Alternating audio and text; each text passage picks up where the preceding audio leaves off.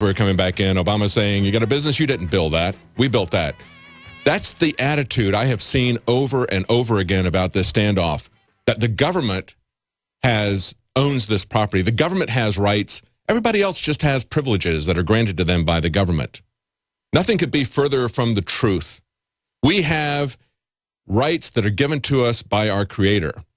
The people who were there understood that. They were raised on the Constitution. They were raised on a strong faith in God. They were grounded people. They knew what was genuine and what was not. In the same way as I mentioned earlier, how did you used to train people when we had a cash society? Now we're gone pretty much to a cashless society, and we've had to see the money changing all the time. But when they didn't change the money every few months, we had a long-standing Federal Reserve notes that people knew what they looked like. And the way they trained bank tellers was to have them study the details of these notes. That's the way they would understand what a counterfeit looked like. They didn't look at all the different counterfeit reports from these various news media. We're here to tell you what happened there. I'm here to tell you what happened. Josh is going to be joining me at the top of the hour. Alex is going to be here to talk about how important this is in the broader scheme of things at the bottom of the next hour. And Jerome Corsi is going to be here in the third hour. And he's going to spread this out for us as far as the crony capitalism involving China. There were connections that we made here at Infowars.com, and I'm going to come back to that article. I was just starting to talk about the chronology about how things happened. As I mentioned, we were there on Friday. We were covering the standoff, the demonstrators. We'd had several interviews. You've probably seen those on the radio show here with Alex Jones, as well as the nightly news. We learned that there was going to be a demonstration at the sheriff's office because Mr. Bundy said the way for this to come down peacefully is for the sheriff or the governor to do their job. And it was very interesting. You know, Governor Sandoval had actually run against Harry Reid's son, Rory. As a Republican, he won. You know, Rory didn't want to put his last name on his signs, I was told. He just put the first name, Rory, trying to, I guess, hide his connection to Reid because outside of Las Vegas and the people who run the voting machines, Harry Reid's not very popular, at least not in the areas of Nevada where we were. But anyway, Sandoval won. Sandoval's Republican, and he did put out a statement that said, no cow justifies the atmosphere of intimidation which currently exists, nor the limitation of constitutional rights that are sacred to all Nevadans. He spoke out against these First Amendment zones, these First Amendment areas that the BLM created. And they did take those down, but he didn't do anything else. He didn't order anybody to do anything else. The sheriff was not doing anything else. The sheriff was the legal, law-abiding authority in that area, not the BLM. And so a lot of people went down to protest the sheriff to try to shame him into doing his job. And that was a very long drive. Clark County is huge. It's about an hour-and-a-half drive from Bunkerville down to Las Vegas. A lot of people went down there. There was a demonstration. After that demonstration, you probably saw the video. We went in and tried to get some information from the public information officer there at the Las Vegas Police Department, and they essentially have combined the Metropolitan Police Force with the county police force. So that was where the sheriff's office was in Las Vegas. And he had authority all the way up to where Bunkerville was, an hour and a half away in this gigantic county. And, of course, the public information officer would not answer any of our questions. I was amazed that he didn't even have a printed propaganda statement to talk about the ranch situation. He just said, that's the ranch. You know, I'm not going to talk about that. I don't even have a statement about that. You know, I didn't really go there thinking I was going to get any information from him.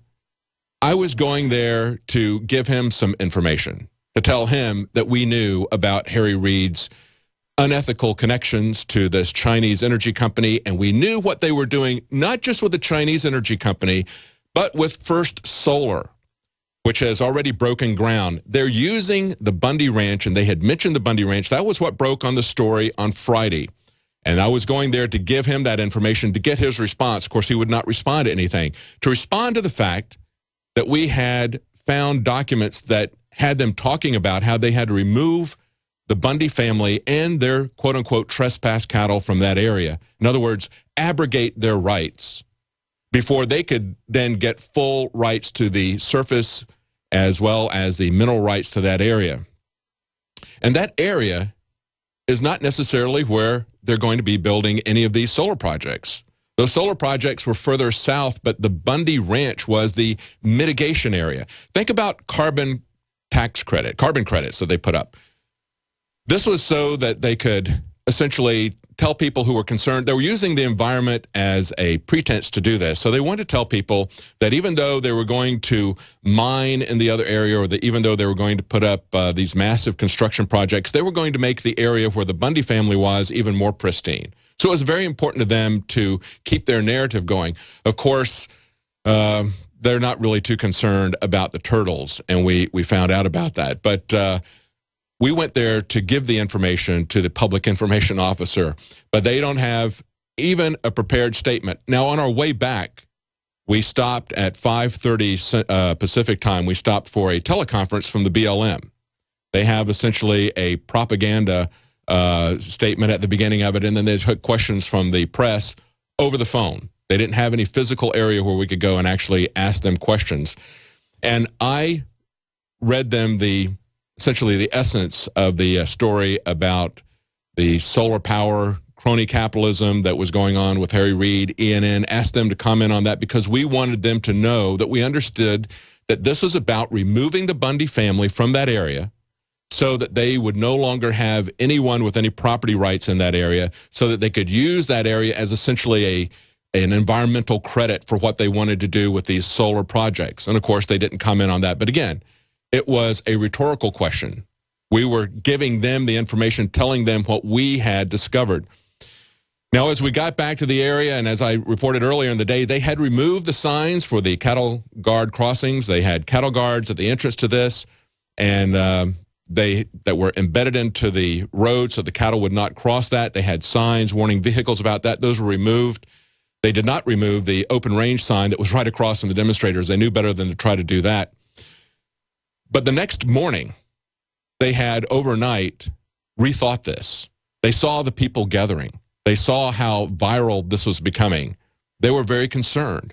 The government decided that they were going to try essentially a feint, see if they would accept this. So the sheriff came up that morning, and as I said before, we had an interview scheduled for him at 8 o'clock. They were in prayer about this 9 o'clock meeting. Mr. Bundy did not want to meet with him in a closed room. He said, we're going to do this in public. And it was amazing to see the sheriff show up with trembling hands reading the Bureau of Land Management press release. And the interesting thing was that overnight they had put back those cattle guard signs. They had over the middle of the night, they had put the signs back. They had written the press release, and he came back and said, we're going to allow you to put your cattle on. Well, of course, they had captured a lot of his cattle. At that point, Mr. Bundy said, what we want you to do is to take the weapons of these people who have turned this into martial law. That was essentially paraphrasing what he had to say. Then he said, we want you to take down these checkpoints that they have used to attack and to taser people. You know, when we had this teleconference, it was amazing to hear the national media and the inane questions that they had, just things like, where are you keeping the cattle? You know, that type of thing. It was the local media that was asking them things like, you've responded to the video that we saw where people were tasered, where they had dogs put on them, but you have not responded to the woman who was attacked and thrown to the ground from behind by your agents. No comment from the BLM. But we did have this comment that we got from them finally. We had asked them so many times, why are you turning this area into martial law? And here's what they had to say. I like turtles. All right, you're a great zombie. Yeah, that's right. They like turtles. They like turtles so much that they're killing 1,400 of them because they said they don't have enough money to feed them. And yet they mount a multi-million-dollar militarized operation against this family. They had brand new trucks that they were driving down there. Of course, you could always tell if you saw people carrying guns, it's like, well, is this somebody that's there to support the Bundys, or is this somebody that is there with the government? Well, if they had a brand spanking new car, they were from the government. But they could spend millions of dollars to support this operation, but they didn't have the money to feed the turtles. And of course, at the same time, they're being sued by environmentalists in California because the BLM hasn't even filed reports for 7 years about this tortoise. Now, the idiocy of this is that you've got an area that has 600,000 square miles, and they've got only now about 900 cattle. As Mr. Bundy pointed out, they used to have 53 ranches, each of them with cattle. There used to be sheep ranchers there with thousands of sheep on the hill, and there were more desert turtles then than there are now. Clearly, that is not the case. We had a long interview that I conducted with a man named Mr. Pappas, who had been there throughout this time. He even had a small turtle shell. He said they had bags of these baby turtle shells that had basically been picked at from the top. He said it was ravens and birds that were not native to the area that had come in and that were taking the small turtles out of their nests. He believed that that was what was going on. It clearly wasn't the ranchers. The decline in turtle population happened at the time that they were declining the population of these cattle. And clearly it hasn't come back at all in 20 years. So there's something else going on. As Stefan Molyneux pointed out, I don't know if we've got that clip or not. It's important to remember that the federal government is very concerned about the tortoises. And one of the ways they've expressed that concern over the past few decades is exploding hundreds of nuclear weapons over Nevada, in the Nevada desert. Because as we all know, if you have a tortoise shell, you're fine. Right? So, I mean, this is what they give people in nuclear attacks, a tortoise shell. So